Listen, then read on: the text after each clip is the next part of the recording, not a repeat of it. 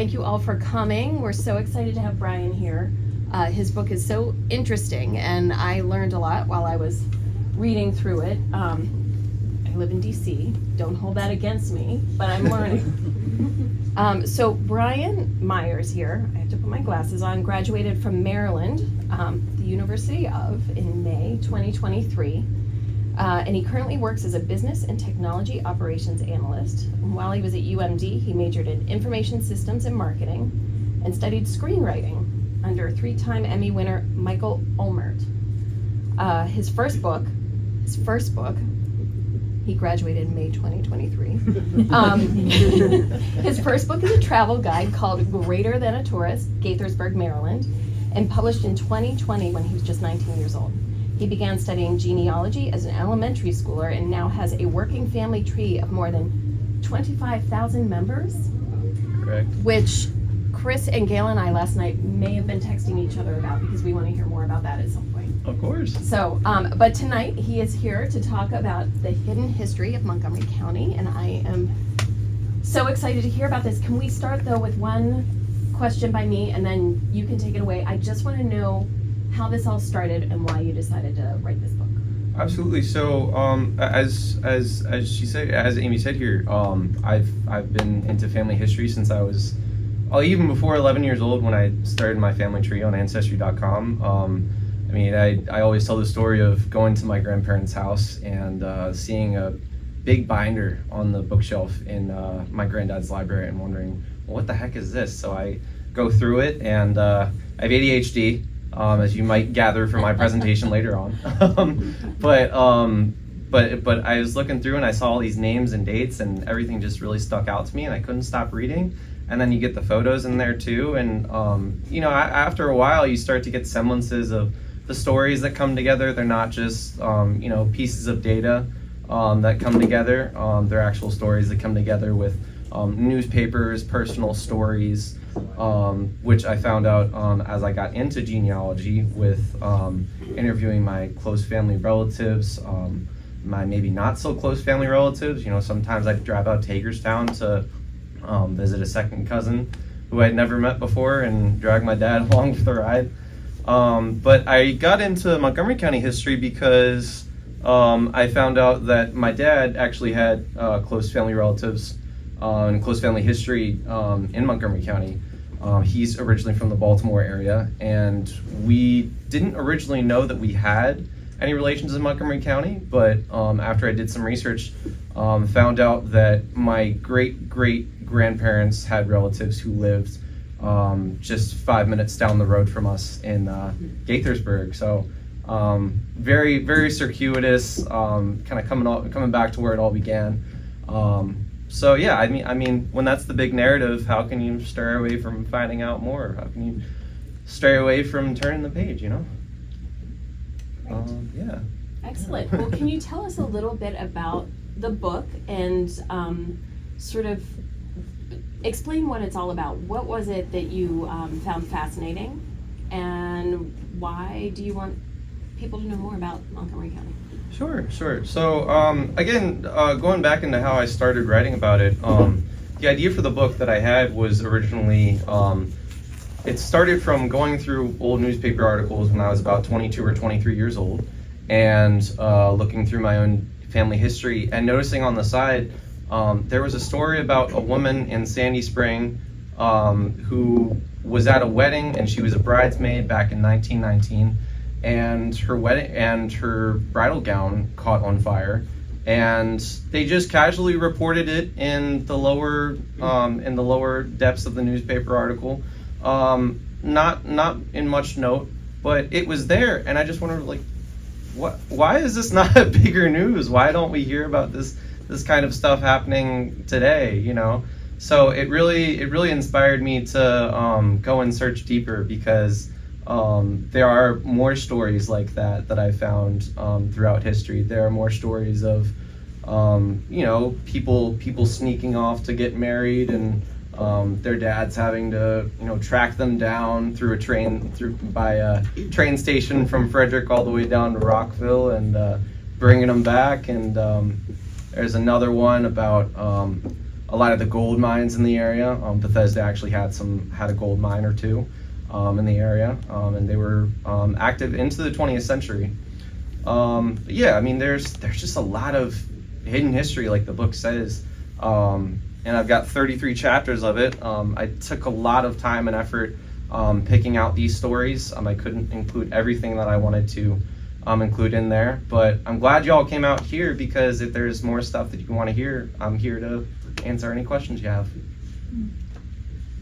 Should we go ahead and just start with questions, or is there something that you would love to highlight? Was there one, maybe let's start with that one big surprise that sort of was the germ of this book that you thought, oh, I need to write more?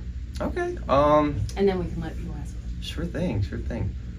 So one of my favorite stories in the book, I'm trying to think, one of my favorite stories. Oh, here's a good one.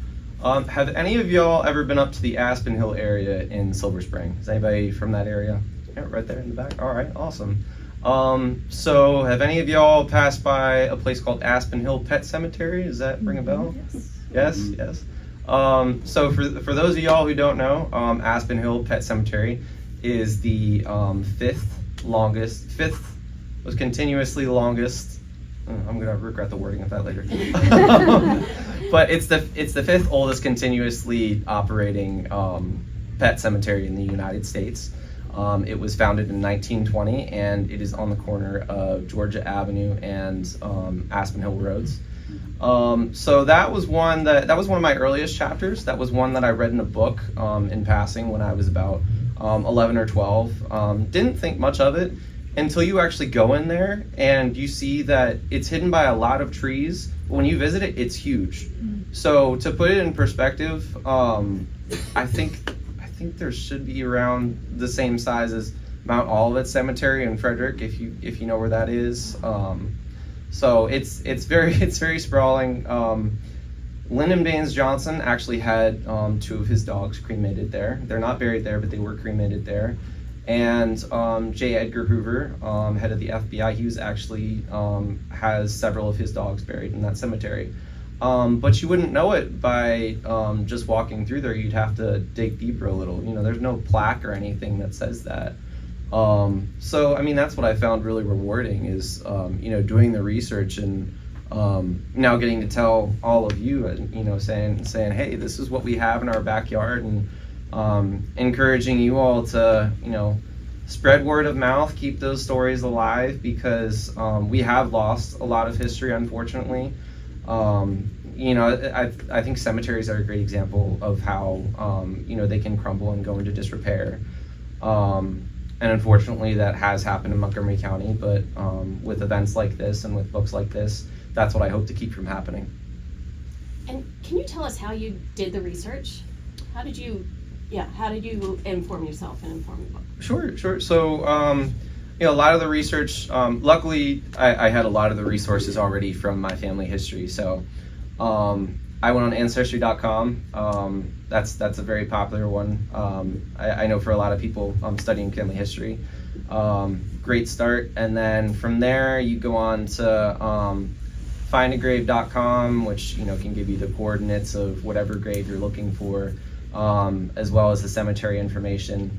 And then going even further into that, and that might be a little bit of the difficult part, I guess, depending on what your comfortability level is or how outgoing you feel that day, is going to archives or going to the actual cemeteries and asking the people their questions, putting yourself out there saying, hey, this is what I don't know, can you help me?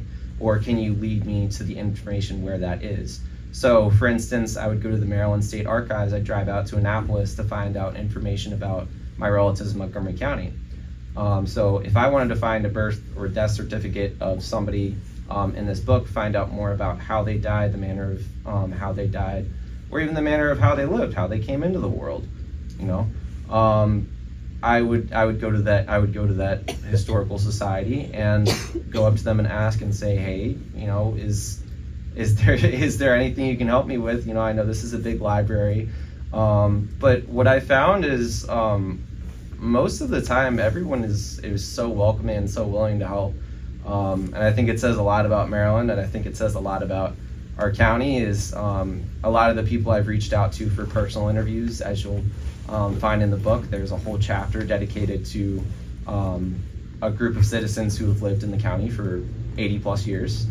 There's one woman in the book who is 106 years old, and she was interviewed for the book. And she and her relatives couldn't have been nicer to me. They just went on and on about her life and offered me anything that I needed to tell her story. And it's amazing to see, because it really shows that everyone cares about history. We might not say it off the top of our heads all the time, but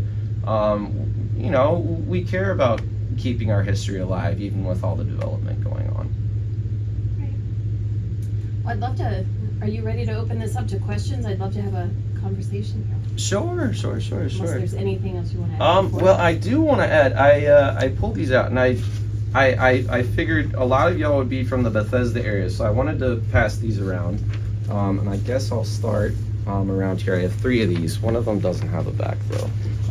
So I'll hand this one. You can pass this around. But these are some old photos of Bethesda in the area, front and back. So one of them is a map of Bethesda from, let me get my cheat sheet real quick. All right. So one of them is a map of Bethesda from 1879. That's the big one on the back. It is from a publication called the Atlas of 15 Miles Around Washington by G.M. Hopkins Jr. If you flip that over, you'll see another one about old Montgomery County. An old Montgomery County atlas. You can see some of the old names on there. Still new today. There's Piney Meeting House Road on there, which was named after a local African-American church known as a meeting house back in the 19th century. And then toward the bottom as well, you'll see, and this is one of the places mentioned in the book, Fourth Presbyterian School, which is the school that I went to when I was in elementary school, is a topic that I covered in the book. And it was actually founded by Fourth Presbyterian Church, which is a local church in the area that started in DC, but in 1957 moved to Bethesda off River Road because they wanted to have more availability for occupancy. So that picture over there is the article from the Washington Star. It was from a day before the current church building was dedicated back in 1957.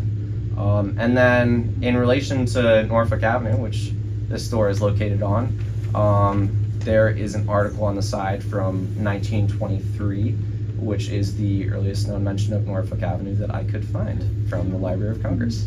And it talks about the Woodmont neighborhood, and it goes into some of the rules that are within the Woodmont neighborhood, and you'll notice that some of those don't really stick today. If you look a little harder, you'll see what I mean, especially rule number 3 on there. But yeah, if you have any questions about that, please let me know. Otherwise, yes, in the back. What about the role and presence of the Lee family in Montgomery County? The Lee family. As they go back to Harry Lighthorse Lee, Robert E. Lee, they own huge tracts of land, particularly in Silver Spring and Up County.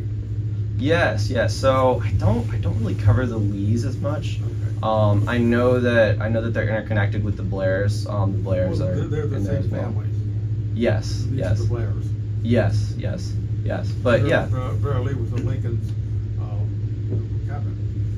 Oh, fantastic! I didn't know that. See, this is what's this. For general, I think, vague memory. Okay. What else is there about the Lee family? What else? One thing, I worked with them in real estate, and they had a real practice of buying large chunks of land, and then they subdivide land all around that chunk, and their primary target was policemen, firemen, civil servants, that they could have affordable housing. But they left one space open, and that was provide access into the interior of this large tract of land. Actually, I dealt with a couple of those, and then they would later develop that. But they really had a penchant for helping county workers, like firemen and police officers, and they, if you go out there, you'll go up towards, beyond Gaithersburg, you'll see these tracks, you'll see these houses, and then you'll see this big gap that's to provide access up to the land. I'm not sure which of the leagues that did that, but that was one of their signature. They did that a lot. Oh, that's fantastic. Thank you for sharing that, sir. Yeah, I'll have to look into the Lee family. It sounds like They were impressive. They go right back to Harry Lighthorse Lee. yeah, related to Robert E. Lee. Yeah, he was, I guess, the son of Harry Lighthorse Lee. Yeah, very nice. Thank you, sir. Thank you for sharing. Yeah. And what is your name? Gary Ditto. Gary Ditto. Grew up around here. Oh, okay. Nice. Well, nice to meet you, Gary. Thank you. Yeah, I mean, on that note, does anybody else have any other history that they'd like to share, or any history that they have questions about?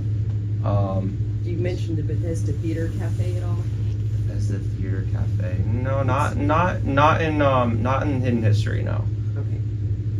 no, So but it goes back to 1938 under various names. 1938. Okay. All right, and what do you have a connection? Do you have a personal connection to No, the I was just Theater wondering, because Cafe? it's so old and, it's been around quite a while, whereas a lot of other things have changed around here. No, okay. No, Bethesda-wise though, I do talk about Glen Echo Park. Glen Echo Park is in there.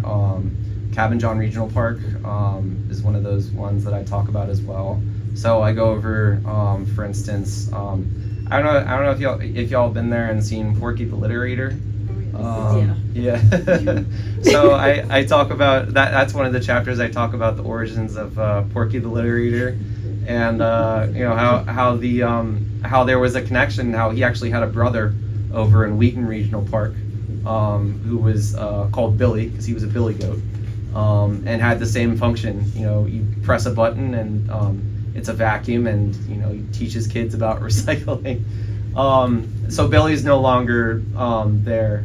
Billy went away in the 90s, but Porky is still there, and it goes into a little bit of the culture of how they were not just in our area, but those vacuum powered animals that teach kids about recycling. This is something I didn't know until I went to research, but they were actually all around the country and into Canada as well. Like there were some parks that had a clown. Other ones that had a lion. There was a Leo the lion I think I saw in Ohio at one point. So yeah, it's very cool. Porky's got some brothers and sisters out there. Yeah, and it also talks about how there's a totem pole in the park. Yes, and that was brought all the way from Alaska. That's another fact that I didn't know until I did research in there. But yeah, Bethesda has a lot. Oh yes. Yeah, good evening. Thanks for being here. My name is Allie Williams. I'm the CEO of the Greater Bethesda Chamber of Commerce, and we are getting ready to celebrate our 99th birthday on April 1st. And the Chamber was founded in 1926 by Walter Tuckerman. Everybody's been on Tuckerman Lane. Tuckerman Lane, yeah. And the history of that is that there were two main issues in Bethesda. One was traffic, and one was parking. And guess what? 100 years later, we're still on that. But just another little piece of history about this downtown area, which is pretty fascinating. Yeah, thank you so much. Yeah, And I have the book. It's great. Oh, thank you so much. I really appreciate it, and thank you for stopping by. I appreciate the representation. Yeah, I was gonna say it's pretty ironic because sometimes I'll commute down to the Grosvenor Metro Station to commute to work, and I still get a bunch of traffic on Tuckerman Lane too. Yes. I was like, if he could see that today, I wonder what he'd think. Yeah. Oh yes. I checked the Montgomery County Public Library system like about a month ago for your book, and it had one with a similar title for Montgomery County, Indiana. I checked back today, and it's on back order for 10 separate libraries in Montgomery County, Maryland. So I was happy to see that. Oh wow, thank you. So you can actually place a hold now and everything. Wow. Well, thank you for You telling can also me. get it on Amazon, and it comes the next day. See, this is what I love. Everybody's teaching me stuff too. Yeah. I'm sorry. And you had a question as well.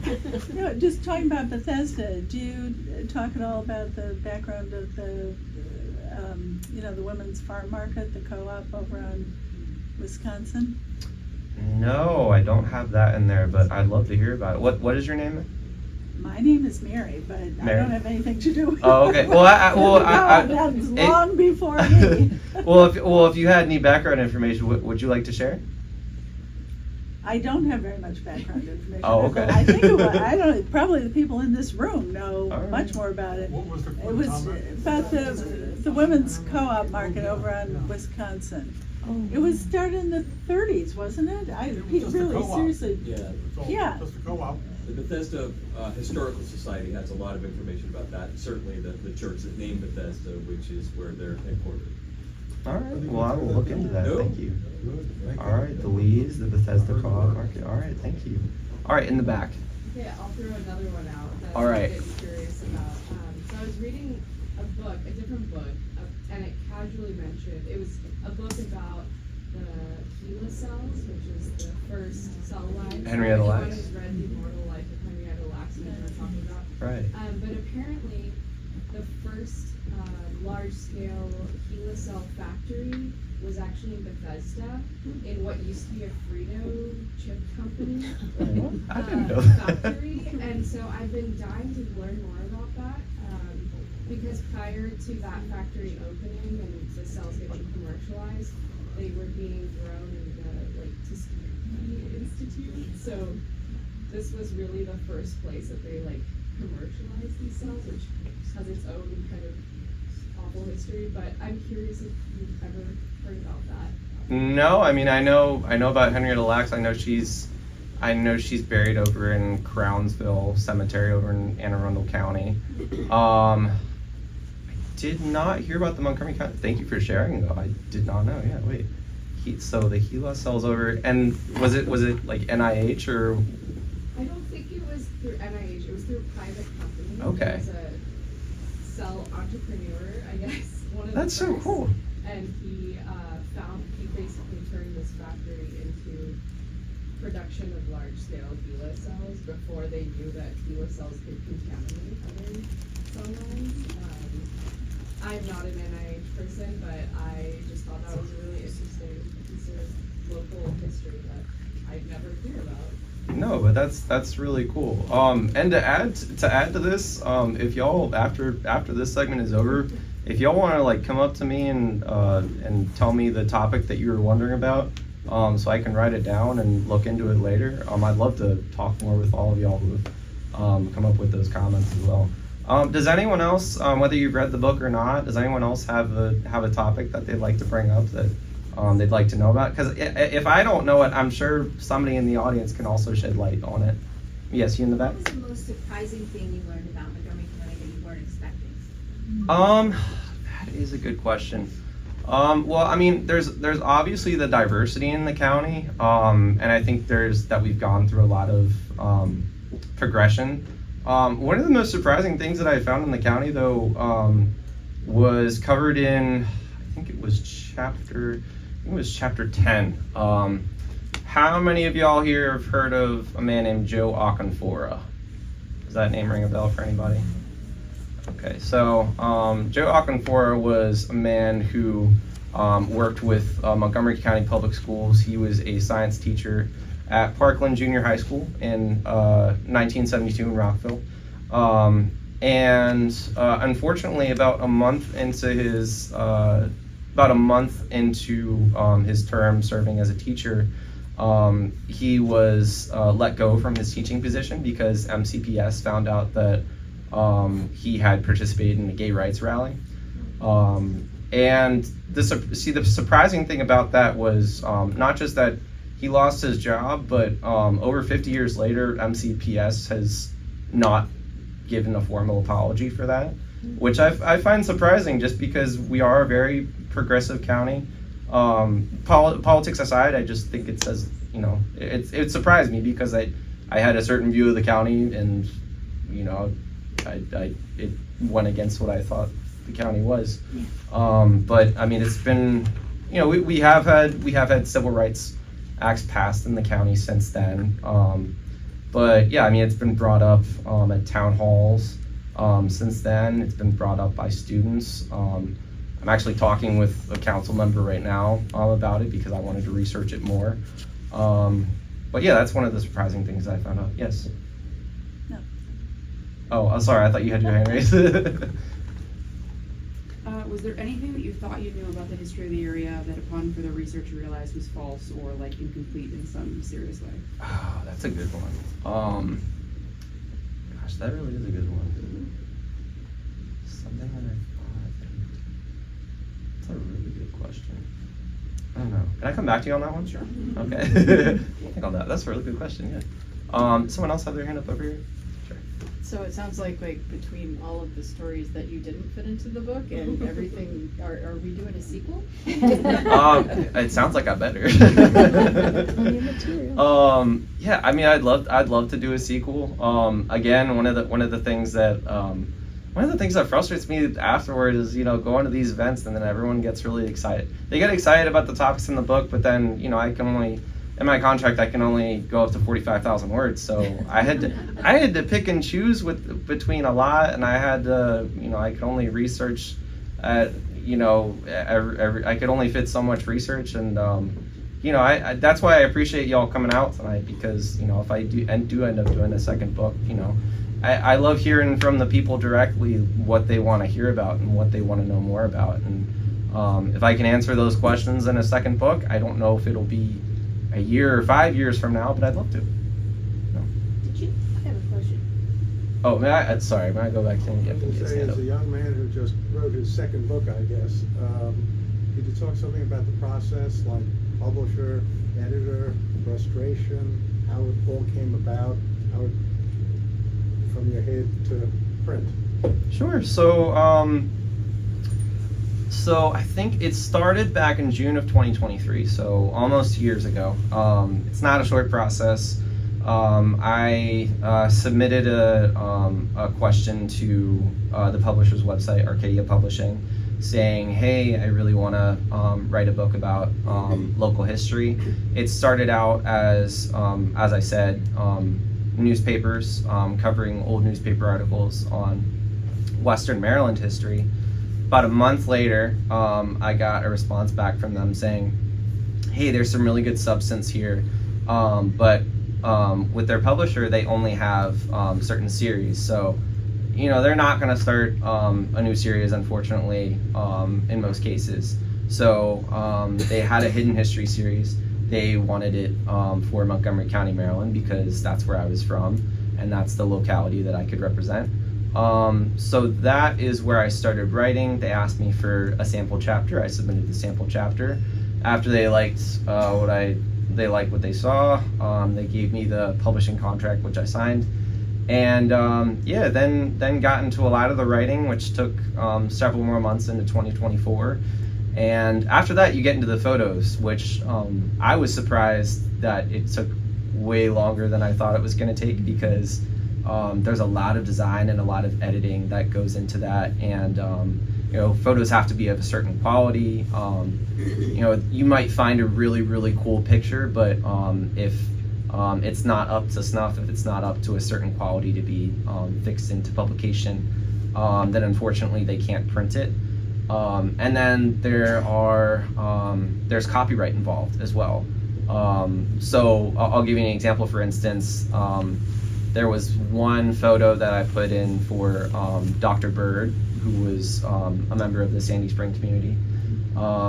There was a picture that I really wanted of him with all of the babies that he delivered. I think it's about 100 babies. He took a picture of all of them, age 0 on up, that he had delivered in the past 5 to 10 years. And so I really wanted that picture, but I think it ran me about $100 just to print that one picture. And I got off a little lucky, because I've talked to another author who did a similar book, and he was telling me that he got a picture of Duke Ellington at the Shady Grove Music Fair, if y'all are familiar with that. Used to be over in the Rockville-Gaithersburg area by Rio.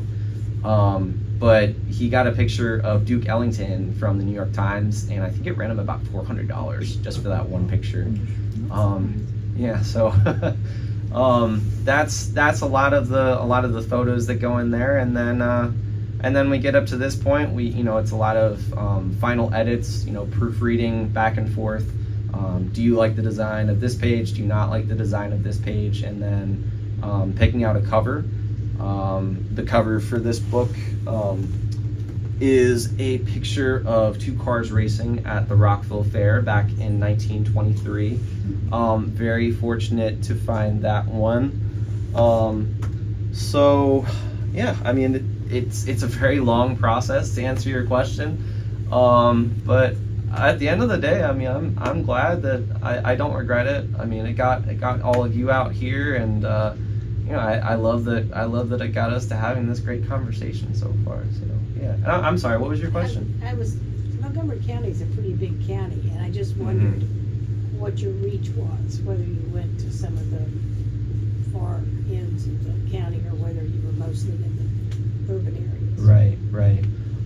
That's a really good question because Repeat the question. sure. So you were wondering, and correct me if I'm wrong, but you were wondering what the reach of my book was. Yes. In terms of like urban versus going out to the country, what areas of Montgomery County.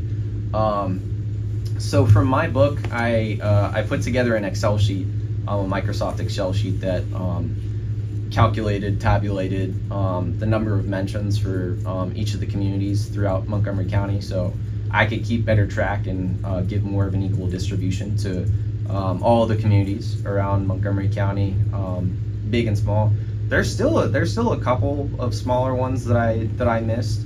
I believe Burtonsville is one that's not in the book that I hope to cover in the next one, and that's unfortunately just because I looked through a lot and I found a couple stories, but the photos that were with them didn't match up, either because of copyright or because my publisher didn't accept the quality of the book, and that's just the nature of working with a larger publisher.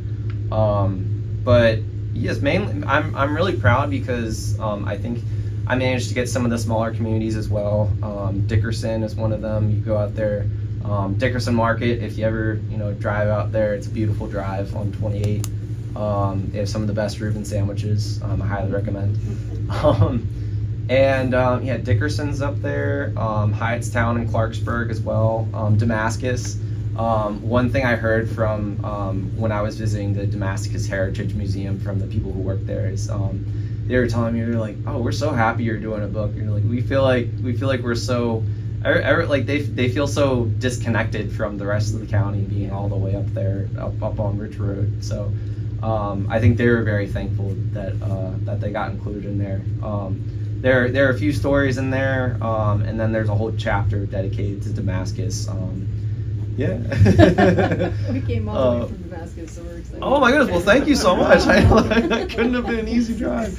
But yes, there's a whole chapter in there, mainly covering a lot of the older recipes from some of the older families in Damascus, and goes into the history of some of the families there. And there's a photo of the Seed Grove store in there from the early 1900s. Yeah, some of the old businesses too. So yeah, I tried to distribute it as much as I could, and again, I regret that I'm not able to target every single community in the county, but yeah, that's what sequels are for, So how about T.W. Perry? T.W. Perry. He had a lumber company over on Connecticut Avenue. I'm not as familiar with that one. Tom Perry. Okay. Familiar with Dr. Perry. I'm familiar with Dr. Benjamin Perry. He was a known delivery man in the area. Delivery is in like delivering babies back in the early 20th century. Well, I'm used to that because that's Dr. Bird, one of the people I mentioned in there. I call him a delivery man, but it's a pun because he's delivery babies. Yeah. Well, first of all, I just think it's so cool that you have this interest and that you Thank put you. this book, and I'm looking forward to reading it.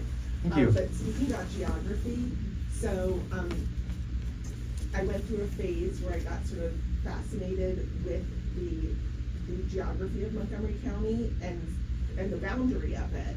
And speaking of like the northern part of the county, so what's really interesting is if you look at the outline of the county on the northern part, it comes to this little, like, super narrow slice of land, this like little tip, right? Right. And it was like, why?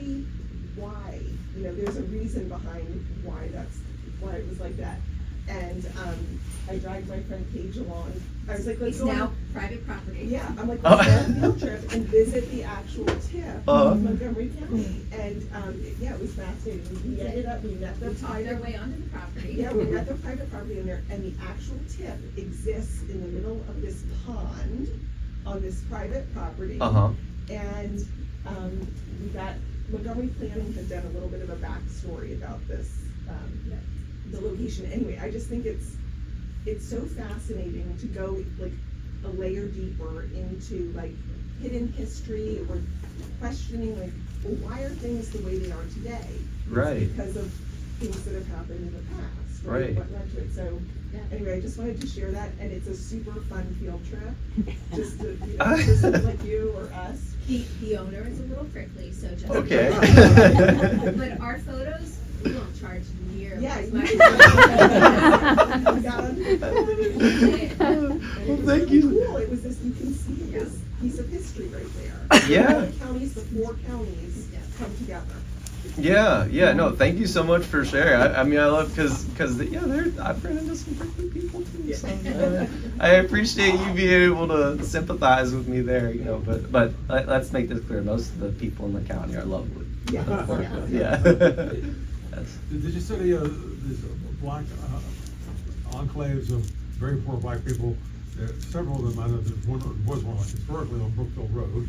There's another at the end of where River and Trevilla meet. There's one that's still there, I think. Tobytown. Tobytown.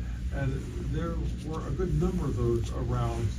Some of them have been gentrified. Right. Those were 7 Locks Road. Yeah, Lincoln Park and Rockville as well.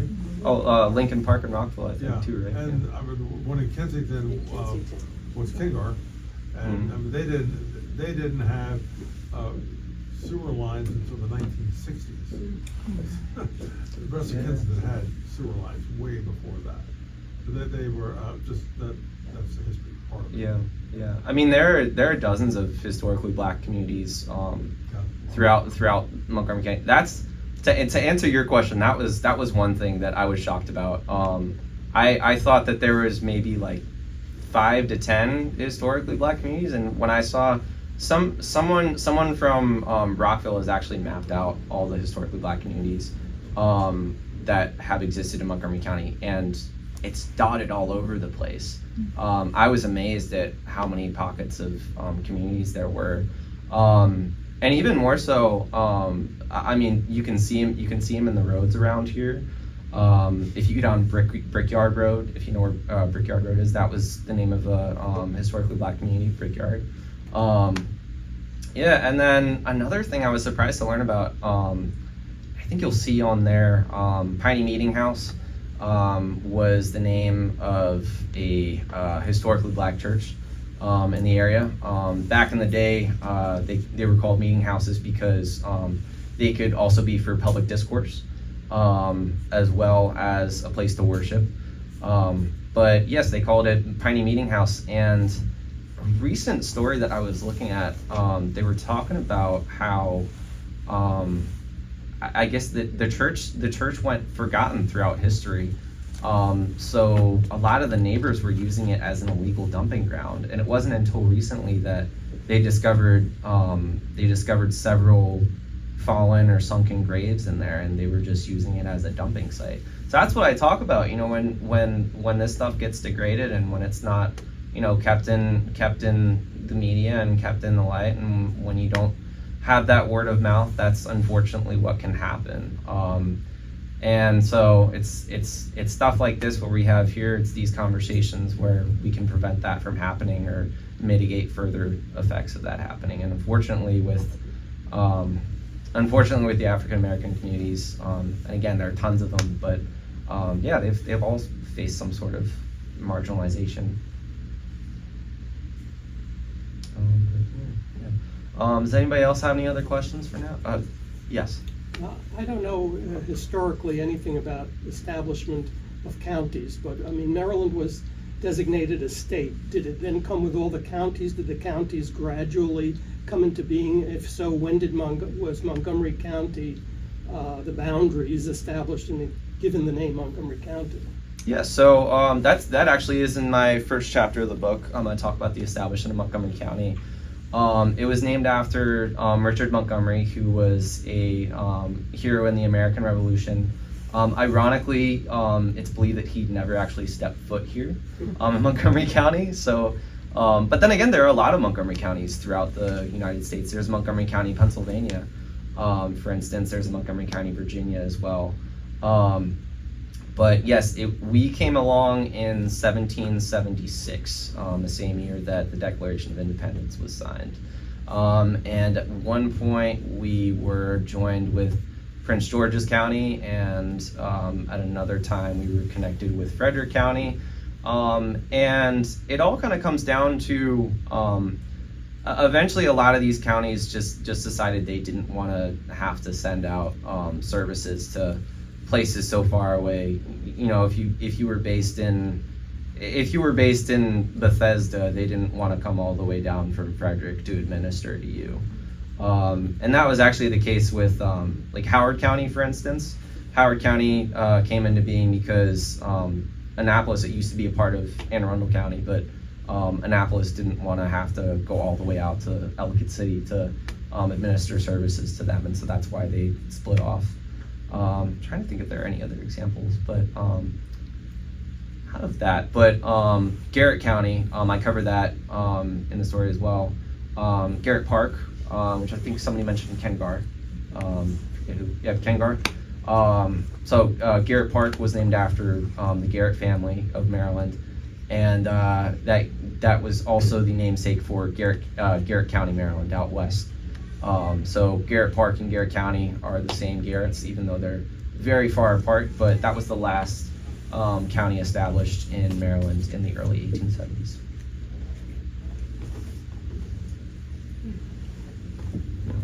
Yeah. Yeah, time check, or how are we doing? Yeah, I think that about wraps it up.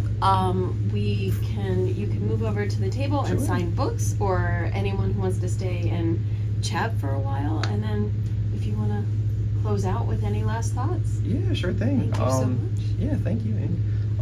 Yeah, I mean, I just want to say to all y'all, I mean, this is what I've loved about doing these events so far is, you know, I don't like to talk at you. I like to talk with you because, you know, obviously I don't know everything, and you know, my knowledge of history is so finite, and that's what you know, I'm hoping to learn more.